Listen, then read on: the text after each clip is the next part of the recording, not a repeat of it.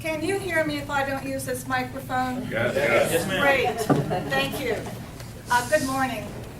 I do appreciate the opportunity to share information about the school district and the 1 mil referendum.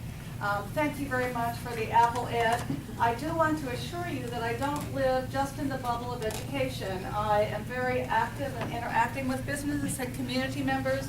I belong to the chambers, I'm active there. I'm on the Economic Development Corporation for Team Volusia, and I interact with community members and business leaders all the time. And what they all tell me is they want a quality educational system, and they know that we are struggling with revenue. With me is Dr. Robert Mall, our Deputy Superintendent for Finance and Business, and he's going to share some comments also. And you've already met Mr. Schmidt, our school board member. I want to begin by answering a question that I've been asked many times in recent days, just for clarification, and that is why the property tax, or why the 1 mil? Why not the sales tax?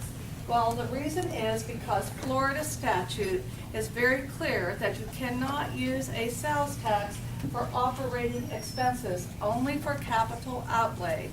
And the other issue that is part of that Florida statute is that if you have a sales tax in place, you cannot have another one at the same time. The voters of this county were very generous. It was well before I was here as superintendent to approve a half-cent sales tax for capital outlay.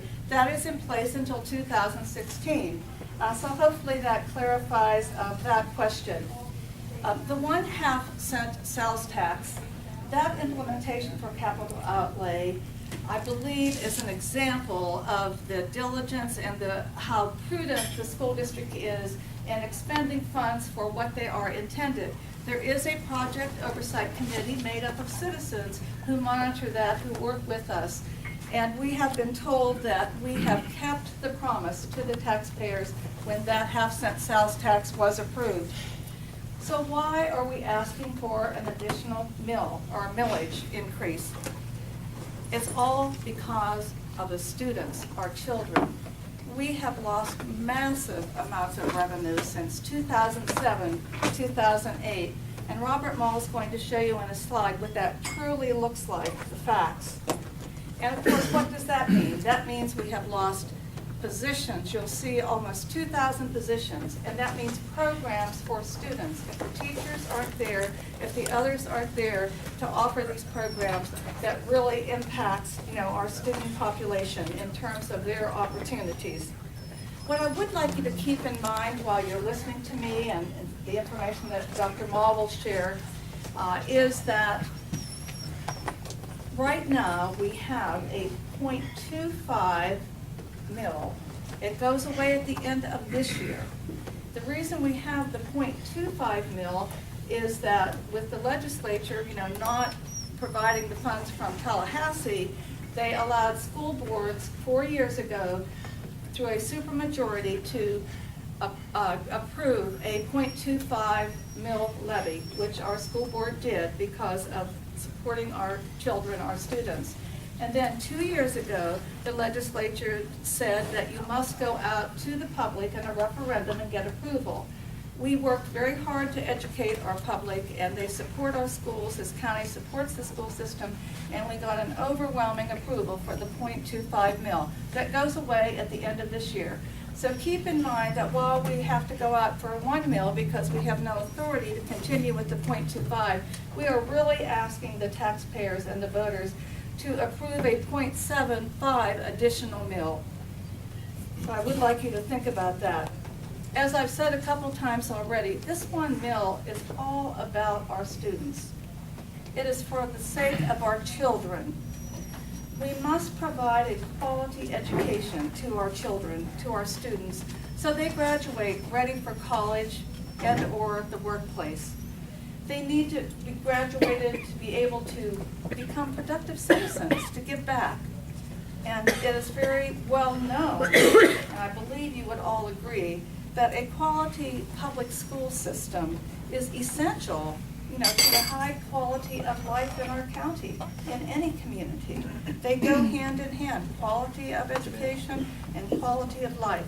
And in addition to that, without a quality school system, businesses and families won't relocate here.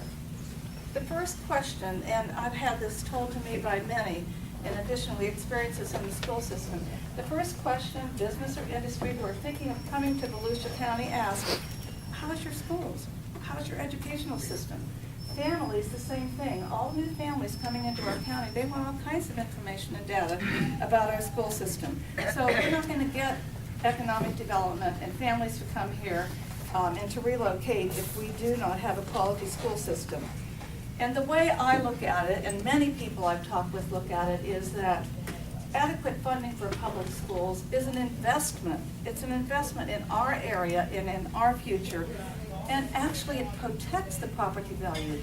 Go try to sell a house near a school that is not a good school and to see how you make out with that. Now, I do want to tell you that while our revenue has drastically been reduced, the number of students who are at risk are increasing. We have 58% of our students right now in poverty, free and reduced lunch in our district. We have over 2,000 homeless students. And the programs we need to give them require money for them to become proficient in reading and mathematics. We've had to eliminate all of those programs, and we're starting to suffer in our county and our school system as a result of that. In fact, for the first time, we were rated, because the state grades us, as a C school system. 2 charter schools with F did not help that, but it's primarily our fact that our at-risk students have had their programs eliminated. Also, even our high-achieving schools, our IB schools, our advanced placement, you know, our high schools have dropped letter grades as a result of the fact we've had to eliminate programs and electives that support our high-achieving students. So it's not just struggling students, it's high-achieving students. A couple more comments. Our commitment as a school district is to use the 1 mil in the way that it's intended by statute, school operational purposes. Okay, what will we do? All the dollars are for students. The funds are going to go into the classroom to support our students. So we're going to preserve and support our academic programs, and we need to put some of those back in place. This includes the arts. We need to be sure that we can recruit and retain teachers. I'm not talking about salaries. I'm talking about the fact that this year alone, we've had to reduce 250 more teachers to balance our budget. I'm talking about the fact that student activities and athletics are very important to a well-rounded student, and we have to maintain that. And class size, that's the biggest issue, and Dr. Mull's going to show you some stats on that. But you know, we're required by law to balance our class sizes.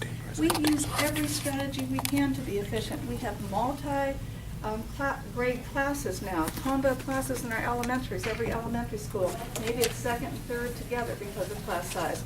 At our secondaries, we have been as efficient as we can. Most teachers in the past have taught 6 out of 7 periods. We pay them now a supplement to teach 7 out of 7. Burnout. Can you think of being at a high school with students the entire day? You can't even take a break to use the bathroom. And I'm going to end my comments by saying that I truly believe this. Without a millage increase, our school system is going to be devastated. You know, the loss of that 0.25 mil, plus some fixed costs such as fuel that we really can't control and other factors that Robert Mull will talk a little more about, we are going to have a major budget deficit when we start out next school year. I mean, we're going to be in the hole so badly that here we go, more teachers and other employees losing their jobs.